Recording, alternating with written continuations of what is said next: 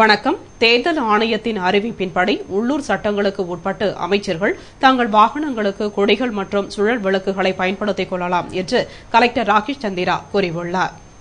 இது தொடர்பாக மாவட்ட தேர்தல் அதிகாரி ராகேஷ் சந்திரா கூறுகையில், தேர்தல் தேதி அறிவிக்கப்பட்டவுடன் கடந்த மார்ச் மாதம் 1ஆம் தேதி முதல் தேர்தல் நடத்தை விதிமுறைகள் அமலுக்கு வந்தன.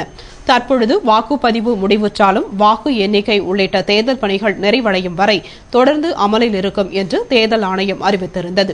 தற்பொழுது வாக்குப்பதிவு முடிவுற்றதைத் தொடர்ந்து தேர்தல் ஆணையம் நடத்தை விதிமுறைகளில் சில தளர்வுகளை அறிவித்துள்ளது.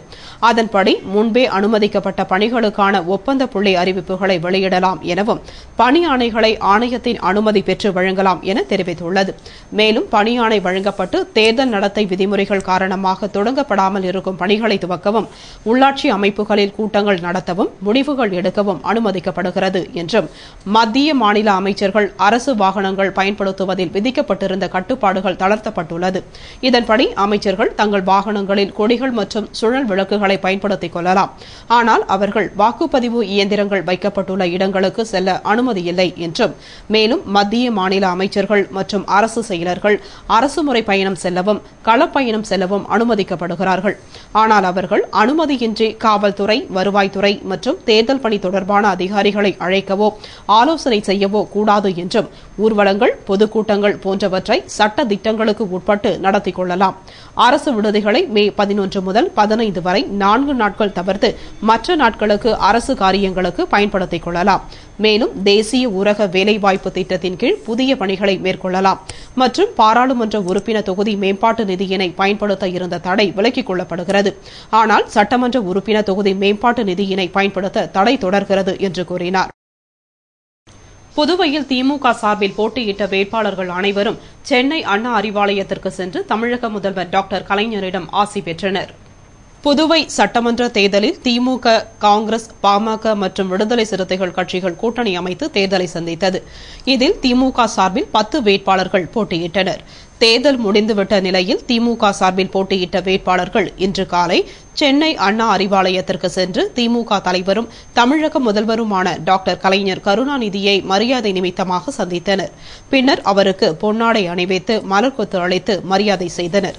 இதனையடுத்து தேர்தலில் போட்டியிட்ட திமுக வேட்பாளர்கள் அனைவரும் கலைஞர் கருணாநிதியிடம் வாழ்த்து பெற்றனர். அவர்களுக்கு தமிழக முதல்வர் கருணாநிதி தேர்தலில் வெற்றி பெற தமது ஆசையினையும் வாழ்த்தினையும் தெரிவித்துக் கொண்டார். இந்நிகழ்ச்சியில் திமுக மாநில அமைப்பாளரும் நெல்லித்தோப்பு திமுக வேட்பாளருமான ஜானகிராமன், சட்டசபை எதிர்க்கட்சித் தலைவரும் காரைக்கால் தெற்கு வேட்பாளருமான நாஜிம், திமுக மாநில துணை அமைப்பாளரும் சட்டமன்ற உறுப்பினருமான SP சிவக்குமார், மாநில இளைஞரணி அமைப்பாளரும் உருளையன்பேட்டை வேட்பாளருமான சிவா, முதலியார்பேட்டை வேட்பாளர் MAS சுப்பிரமணியன், உப்பளம் திமுக வேட்பாளர் அனிபால் கென்னடி, முத்தியால்பேட்டை வேட்பாளர் நந்தா சரவணன், ஊசுடு வேட்பாளர் ஏழுமலை, உழவர்கரை தொகுதி திமுக வேட்பாளர் ஜான்குமார், தட்டாஞ்சாவடி வேட்பாளர் இளங்கோ உள்ளிட்ட திமுக நிர்வாகிகள் பலர் கலந்து கொண்டனர். அப்பொழுது தமிழக துணை முதல்வர் MK ஸ்டாலின் உள்ளிட்ட அமைச்சர்கள் பலர் உடனிருந்தனர். ஆளுநரிடம் விசாரணை நடத்த அமலாக்க பிரிவினர் வருவதை முன்னிட்டு ராஜ்நிவாசில் பலத்த பாதுகாப்பு பணியில் போலீசார் ஈடுபட்டுள்ளனர். புதுவை ஆளுநர் மாளிகையில் அசன் அலிக்கு பாஸ்போர்ட் வழங்கிய பிரச்சினையில் பிரதமரின் உத்தரவின் பேரில் அமலாக்க பிரிவினர் விசாரணை நடத்த வருவதாக உள்ளனர். இதனை முன்னிட்டு ஆளுநர் மாளிகையில் பலத்த போலீஸ் பாதுகாப்பு போடப்பட்டிருந்தது. பேரி கார்டுகள் போடப்பட்டு ஆயுதம் ஏந்திய போலீசார் பாதுகாப்பு பணியில் ஈடுபட்டிருந்தனர். இந்நிலையில் நேற்று நள்ளிரவில் ஆளுநர் மாளிகையில் தமிழக பதிவெண் கொண்ட வாகனம் நின்று கொண்டிருந்தது. அதில் அமலாக்க பிரிவினர் வந்திருப்பதாக தகவல் பரவியதால் திடீர் பரபரப்பு ஏற்பட்டது.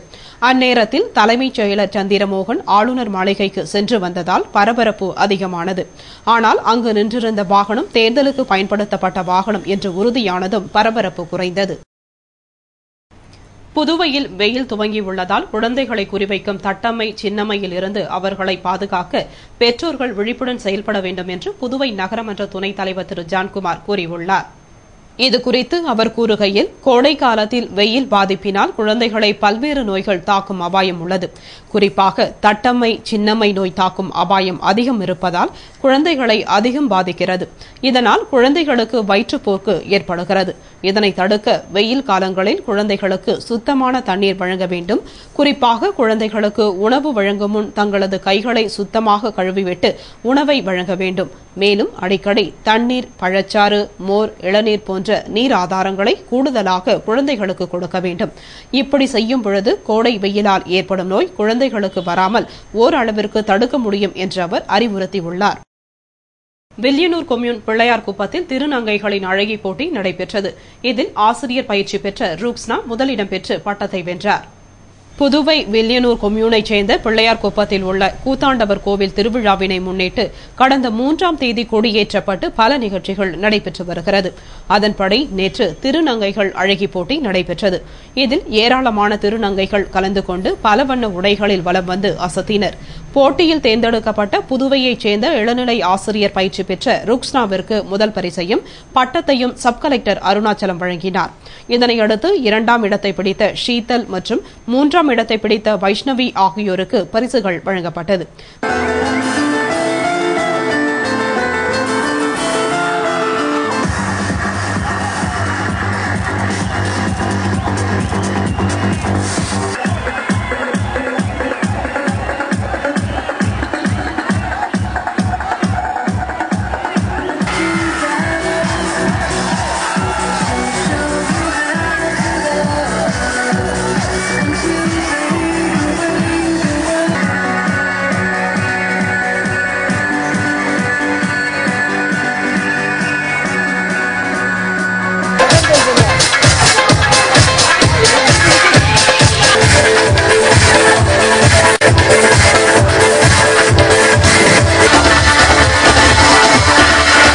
விழாவில் வருவாய் அதிகாரிகள் முனுசாமி, உதயகுமார், துணை தாசில்தார் கார்த்திகேயன், வருவாய் ஆய்வாளர் ஐயனார் மற்றும் காவல்துறை அதிகாரிகள் கலந்து கொண்டனர். இதனைத் தொடர்ந்து நேற்று ஆலயத்தில் நடைபெற்ற விழாவில் திருநங்கைகள் தாலி கட்டும் விழா நடைபெற்றது.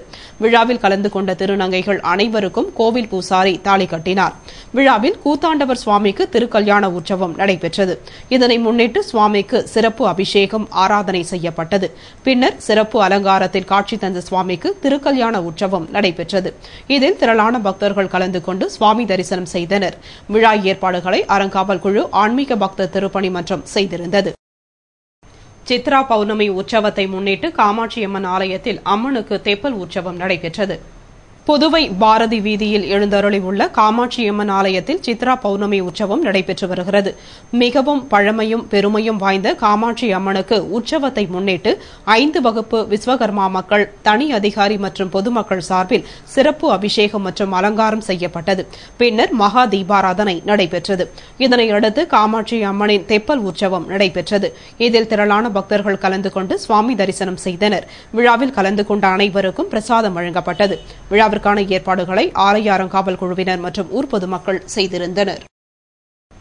தினம் ஒரு பெரிய வெங்காயம் பச்சையாக சாப்பிட்டால் உடல் பருமன், சர்க்கரை நோய், இரத்த அழுத்தம் போன்றவற்றை சீராக வைத்திருக்கலாம் என்று ஆராய்ச்சியில் தெரியவந்துள்ளது. உடல் எடை அதிகரிப்பு, சர்க்கரை நோய், இரத்த அழுத்தம் ஆகியவற்றால் அவதிப்படும் நோயாளிகளின் உடலில் வெங்காயம் மாற்றும் செயல்கள் பற்றி ஆஸ்திரேலியாவில் சதான் குயின்ஸ்லாந்து பல்கலைக்கழக மருத்துவத்துறை விஞ்ஞானிகள் தீவிர ஆராய்ச்சி மேற்கொண்டனர். ஆராய்ச்சியில் பெரிய வெங்காயத்தின் சாற்றிலிருந்து எடுக்கப்படும் குடின் என்ற சத்து இரத்த அழுத்தத்தை கட்டுப்படுத்துகிறது, உடலின் கொழுப்பை கரைக்கிறது மற்றும் இரத்தத்தில் இன்சுலின் அளவை வெங்காயச்சாறு அதிகரிக்கிறது என்பது உறுதியானது.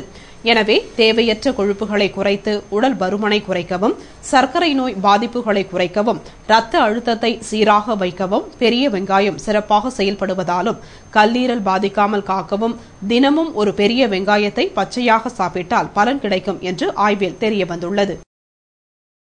பரபரப்பான சூழ்நிலையில் ஆளுநர் இக்பால் சிங்கை அவரது மாளிகையில் முதலமைச்சர் வைத்தியலிங்கம் சந்தித்து ஆலோசனை நடத்தினார். அசன் அலிக்கு பாஸ்போர்ட் வழங்கிய விவகாரம் தொடர்பாக எந்த நேரத்திலும் அமலாக்கப் பிரிவினர் புதுவை வந்து ஆளுநரை சந்தித்து விசாரணை நடத்தலாம் என்று எதிர்பார்க்கப்படுவதால் ஆளுநர் மாளிகை முன்பு கூடுதல் போலீஸ் பாதுகாப்பு போடப்பட்டுள்ளது. இந்நிலையில் பாஸ்போர்ட் பிரச்சினை தொடர்பாக முதலமைச்சர் வைத்தியலிங்கம், உள்துறை அமைச்சர் வல்சராஜ் ஆகியோர் ஆளுநர் மாளிகைக்கு சென்று ஆளுநர் இக்பால் சிங்கை நேரில் சந்தித்து பிரச்சினை பற்றி ஆலோசனை நடத்தினர். சுமார் 1 மணி நேரத்திற்கும் அதிகமாக அவர்கள் ஆலோசித்த பிறகு அங்கிருந்து புறப்பட்டு சென்றனர். விபத்துக்களை தடுக்க எல்லைப்பிள்ளை சாவடி மற்றும் மடுவுப்பேட்டில் புதியதாக சிக்னல் திறக்கப்பட உள்ளது. புதுவை அரியாங்குப்பம் பாலம் தொடங்கி கனகசெட்டிக்குளம் வரையிலான கிழக்கு கடற்கரை சாலையில் அடிக்கடி விபத்துகள் ஏற்பட்டது. மேலும் சாலையின் நடுவில் போடப்பட்ட தடுப்பு கட்டையின் இடையிடையே குறுக்கு பாதை அமைக்கப்பட்டதால் விபத்துகள் தொடர்கதையாகி உயிரிழப்புகள் தொடர்ந்தது. இதனையடுத்து தேசிய நெடுஞ்சாலை துறையினருடன் போக்குவரத்து போலீசார் பேச்சுவார்த்தை நடத்தியதால் முக்கிய இடங்களை தவிர்த்து மற்ற பகுதிகளில் குறுக்கு பாதை அமைத்தனர். இதனால் விபத்துகள் குறைந்திருப்பதாக காவல்துறையினர் தெரிவித்தனர். இந்நிலையில் புதுவை நூறடி சாலை, ராஜீவ்காந்தி அரசு மகளிர் மற்றும் குழந்தைகள் மருத்துவமனை மற்றும் மடுவுப்பேட் சந்திப்பு உள்ளிட்ட 2 இடங்களில் புதிய சிக்னல் அமைக்கப்பட்டுள்ளது. இதனை டிஐஜி சுக்லா விரைவில் திறந்து வைக்கிறார். அங்கு 2 போலீசார் ஷிப்ட் முறையில் பணியாற்றி போக்குவரத்தை சரி செய்ய உள்ளனர். இதற்காக நிழற்குடை தயார் நிலையில் உள்ளது. புதுச்சேரி பிள்ளையார் குப்பத்தில் அமைந்துள்ள கூத்தாண்டவர் கோவிலில் திருத்தேர் உற்சவம் சிறப்பாக நடைபெற்றது. புதுச்சேரி வில்லியனூர் கொம்யூன் பிள்ளையார் குப்பத்தில் அமைந்துள்ள அருள்மிகு கூத்தாண்டவர் கோவிலில் கடந்த 3ஆம் தேதி விநாயகர் பூஜையுடன் கொடியேற்றி விழா தொடர்ந்து நடைபெற்று வருகிறது. விழாவின் முக்கிய நிகழ்ச்சியான திருத்தேர் உற்சவம் சிறப்பாக நடைபெற்றது. விழாவில் பல்வேறு மாநிலங்களில் இருந்து பக்தர்கள் வந்து திரளாக கலந்து கொண்டனர். முன்னதாக கூத்தாண்டவருக்கு சிறப்பு அலங்காரம் செய்யப்பட்டு தேரில் அமர்ந்து பக்தர்களுக்கு காட்சியளித்தார். இதில் திரளான பக்தர்கள் கலந்து கொண்டு தேரை வடம் பிடித்து இழுத்து சுவாமி தரிசனம் செய்தனர். விழாவிற்கான ஏற்பாடுகளை கோவில் சிறப்பு அலுவலர் திருஞான சம்பந்தம் மற்றும் ஊர் பொதுமக்கள் செய்திருந்தனர். இத்துடன் செய்திகள் நிறைவடைந்தன. வணக்கம்.